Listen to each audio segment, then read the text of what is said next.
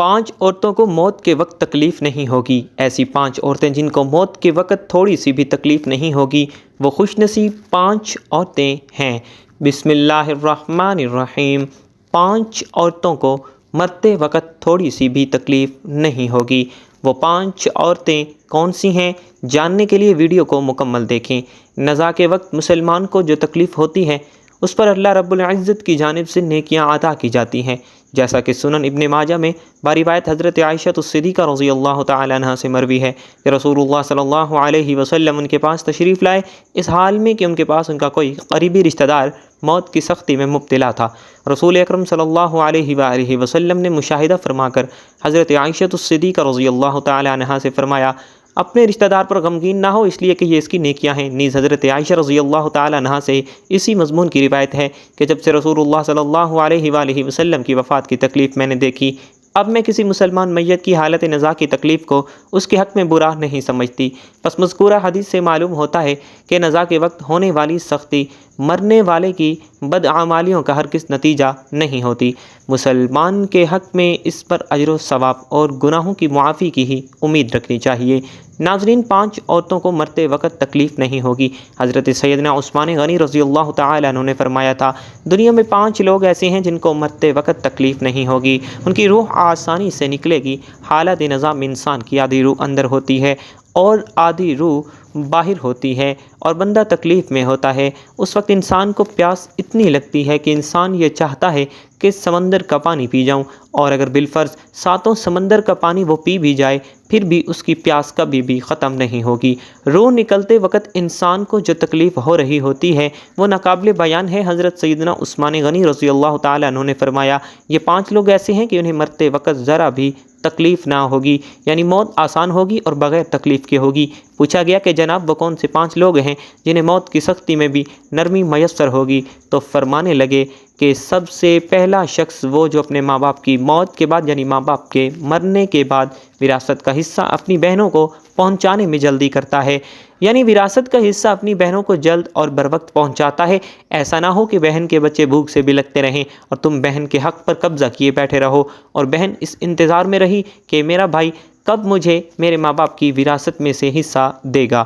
بہت بار یہ بھی دیکھنے میں آتا ہے کہ بہن کی شادی نہیں ہوئی، جبکہ والدین دنیا سے رخصت ہو گئے تو بھائی نے کہا کہ کوئی بات نہیں، جب بہن کی شادی کروں گا تو اس کا حصہ اسے جہیز کی صورت میں دے دوں گا۔ یاد رہے کہ اسلام میں بہنوں کو جہیز دینا فرض نہیں، جبکہ ان کا وراثتی حق دینا فرض ہے۔ دراصل عورت کو جہیز دینا یہودیوں کی رسم ہے، اسلام اس کی ترغیب نہیں دیتا، لیکن اسلام میں عورت کا وراثتی حصہ دینا فرض ہے۔ واضح رہے کہ والدین کے ترکہ میں جس طرح ان کی نرینہ اولاد کا حق و حصہ ہوتا ہے، اسی طرح بیٹیوں کا بھی اس میں شرعی حق و حصہ ہوتا ہے۔ والدین کے انتقال کے بعد ان کے ترکہ میں بیٹوں کا خود تنہا قبضہ کر لینا اور بہنوں کو ان کے شرعی حصے سے محروم ناجائز اور سخت گناہ ہے۔ بھائیوں پر لازم ہے کہ بہنوں کو ان کا حق و حصہ اس دنیا میں دے دیں، نہ آخرت میں دینا پڑے گا، اور آخرت میں دینا آسان نہیں ہوگا۔ حدیث مبارکہ میں اس پر بڑی وعیدیں آئی ہیں۔ حضرت سعید بن زید رضی اللہ تعالیٰ عنہ فرماتے ہیں، رسول اللہ صلی اللہ علیہ وآلہ وسلم نے فرمایا، جو شخص کسی کی بالشت بھر زمین بھی از راہ ظلم لے گا، قیامت کے دن 7 زمینوں میں سے اتنی ہی زمین اس کے گلے میں طوق کے طور پر ڈالی جائے گی۔ ایک اور حدیث مبارکہ میں ہے، حضرت انس رضی اللہ تعالی عنہ فرماتے ہیں، رسول اللہ صلی اللہ علیہ وآلہ وسلم نے فرمایا، جو شخص اپنے وارث کی میراث کاٹے گا، یعنی اس کا حصہ نہیں دے گا، تو اللہ تعالیٰ قیامت کے دن اس کی جنت کی میراث کاٹ لے گا۔ یاد رہے کہ جہنم کی رسم اسلام کی رسم نہیں بلکہ یہودی کی رسم ہے، اور اس کا سب سے بڑا نقصان یہ ہے کہ جس طرح یہودی کی عورت کو بغیر جہیز کے کوئی شخص قبول نہیں کرتا تھا، اسی طرح آج اسلام میں بھی عورتوں کی شادیوں میں سب سے بڑی رکاوٹ جہیز ہے۔ غریب آدمی کی بیٹی بیٹھی بیٹھی بوڑھی ہو گئی کہ جہیز کا کوئی بندوبست نہ ہو سکا۔ اسی طرح اگر کوئی شخص یہ کہے کہ میں بہن کا وراثتی حصہ تو نہیں دے سکتا، البتہ جب اس کی شادی کا وقت ہوگا تو جہیز دے دوں گا، لہٰذا فرمایا گیا کہ بہنوں کو بر وقت حصہ دینے والے کی روح موت کے وقت بڑی ہی آسانی سے نکلتی ہے۔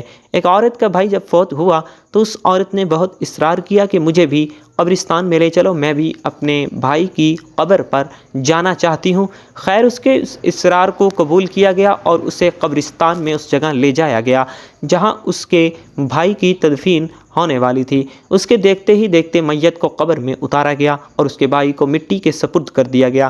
جب دعا کی باری آئی تو تمام عزیز و اقارب کے سامنے اس روتی ہوئی بہن نے آسمان کی جانب اپنے ہاتھ اٹھا لیے اور آسمان کی جانب دیکھا۔ اس کا دل رو رہا ہے، آنکھیں چھم چھم برس رہی ہیں۔ اس نے ایک ایسی دعا کی کہ لوگوں کے مردہ ضمیر کو جگا دیا۔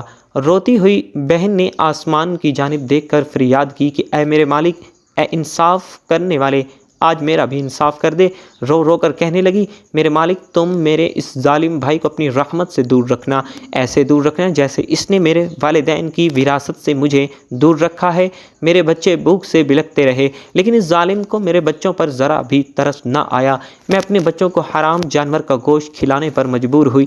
میرے بچوں نے بڑی ہی غربت کی زندگی گزاری ہے، جبکہ میرے اس ظالم بھائی کو کبھی بھی حیا نہ آئی، کبھی بھی رحم نہ آیا کہ میں اپنی بہنوں کی وراثت کا جو ان کا حق ہے اسے ادا کروں۔ اے میرے مالک تو آج انصاف کر دے اور جس طرح سے اس نے میری وراثت کے حق سے مجھے دور رکھا ہے اسی طرح تو اسے اپنی رحمت سے دور کر دے۔ تو ناظرین، صرف ایک لمحے کے لیے دل پر ہاتھ رکھ کر یہ سوچو کہ جب تم اپنی بہنوں کو ان کی وراثت کا حق ادا نہیں کرو گے تو کیا تمہاری بہنیں تمہارے لیے مغفرت کی دعا کریں گی یا جہنم کی دعا کریں گی؟ بہن کے لیے ظالم بن کے مرو گے یا مظلوم بن کے؟ ناظرین، بہن کا حق کھانا ایسا ہے جیسے خنزیر کا گوشت کھانا۔ دوسرا وہ شخص جس کی روح مرتے وقت بڑی ہی آسانی سے نکلے گی، فرمایا کثرت سے صدقہ کرنے والا شخص، یعنی ایسا شخص جو اللہ رسول اللہ صلی اللہ علیہ وآلہ وسلم کی رضا کے لیے اپنے مال و دولت میں سے یوں صدقہ کرتا ہے کہ جب وہ اپنے ایک ہاتھ سے کسی کو دیتا ہے تو اس کے دوسرے ہاتھ کو پتہ بھی نہ چلے، یعنی دوسرا انسان وہ ہے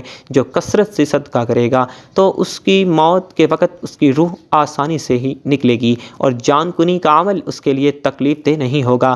نمبر 3، ایسا انسان جو اپنی فیملی سے اچھا سلوک کرنے والا ہے، یعنی اپنے ماں باپ، بیوی بچوں اور بہن بھائیوں سے نرم دلی کا رویہ رکھنے والا ہے، اپنے بیوی بچوں سے پیار کرنے والا ہے، حلال کا لقمہ کما کر اپنے بیوی بچوں کی کفالت کرنے والا ہے۔ بزرگان دین فرماتے ہیں کہ جب رزق تنگ ہونے لگے تو دسترخوان کو وسیع کر لیا کرو، یعنی اپنے بیوی بچوں پر خرچ کرنا بھی صدقہ ہے، انہیں کھلانا پلانا صدقہ ہے۔ لہٰذا ایسا شخص جو اپنی فیملی پر خرچ کرتا ہو اور ان سے حسن سلوک کرتا ہو تو جب وہ دنیا سے رخصت ہوگا تو اس کی روح آسانی سے نکلے گی اور اسے کوئی تکلیف نہ ہوگی۔ اسی طرح حضرت عثمان غنی رضی اللہ تعالیٰ عنہ نے جو شخص یہ سوچ کر نماز ادا کرتا ہے کہ جو نماز وہ ادا کر رہا ہے وہ میرے نبی صلی اللہ علیہ وآلہ وسلم کی آنکھوں کی ٹھنڈک ہے، نماز دین کا ستون ہے، نماز مومن کی معراج ہے، اسلام و کفر میں تفریق ہے، تو 5 وقت کا نمازی موت کے وقت کسی قسم کی سختی میں مبتلا نہ ہوگا۔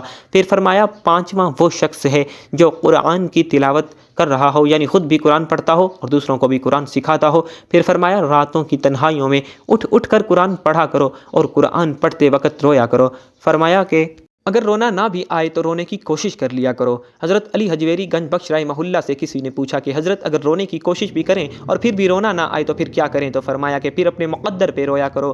کیا تم اتنے سنگ دل ہو گئے ہو کہ تمہاری آنکھیں آنسو نہیں بہاتی؟ حضرت عائشہ صدیقہ رضی اللہ تعالی عنہا کہتی ہیں کہ جب سے انہوں نے اللہ کے رسول صلی اللہ علیہ وآلہ وسلم کو موت کے وقت درپیش سختی کا منظر دیکھا ہے تب سے کسی کی آسان موت پر خوش نہیں ہوتی اور آسان موت نصیب ہونے کی تمنا بھی نہیں کرتی، کیونکہ وہ جان چکی تھی کہ نہ تو موت کی سختی مرنے والے کے برے انجام کی دلیل ہے اور نہ آسان موت کوئی عزت افزائی کی بات ہے۔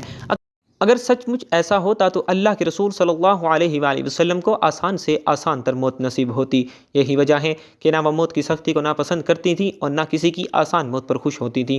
موت کی سختی کے بارے میں حضرت عائشہ صدیقہ رضی اللہ تعالی عنہا سے روایت ہے، آپ رضی اللہ تعالی عنہ فرماتی ہیں کہ میں نے رسول اللہ صلی اللہ علیہ وآلہ وسلم کو حالت نظام میں دیکھا۔ آپ صلی اللہ علیہ وآلہ وسلم کے پاس پانی کا ایک پیالہ رکھا ہوا تھا، آپ صلی اللہ علیہ وآلہ وسلم اس میں ہاتھ داخل کرتے اور پھر اپنے چہرے پر پھیر لیتے تھے اور فرماتے کہ یا اللہ موت کی سختی میں میری مدد فرما۔ مختلف احادیث مبارکہ سے معلوم ہوتا ہے کہ مومن کی روح بہت آسانی سے نکلتی ہے اور روح کے نکلتے ہی اس کے لیے خوشخبریاں شروع ہو جاتی ہیں۔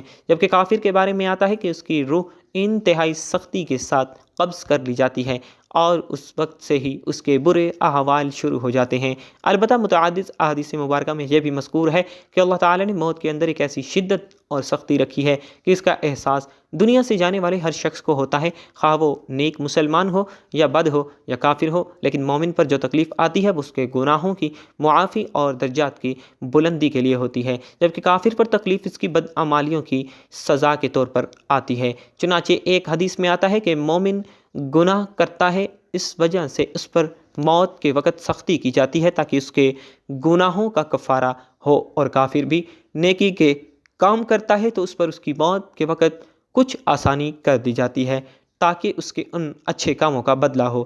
المعجم الکبیر حدیث نمبر 10015 مکتب العلوم الحکم۔ اس حدیث سے یہ بات معلوم ہوتی ہے کہ ہر شخص کی موت اور اس کی دنیا میں کیے گئے اچھے اور برے اعمال کے مطابق ہوتی ہے۔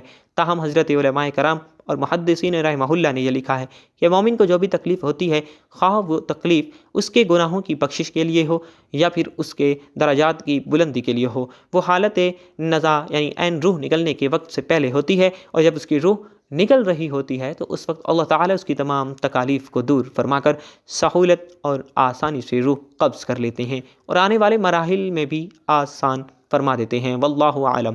اللہ پاک سے دعا ہے کہ ہم سب مسلمانوں کی موت کے وقت کی سختیوں کو دور فرما کر ہمارا خاتمہ ایمان پر نصیب فرمائے، آمین۔ امید کرتا ہوں کہ آج کی تحریر آپ کو ضرور پسند آئی ہوگی۔ مزید اچھی تحریروں کے لیے ہمارے چینل کو سبسکرائب کریں۔ شکریہ۔ اپنا بہت خیال رکھنا، دعاؤں میں یاد رکھنا۔ والسلام۔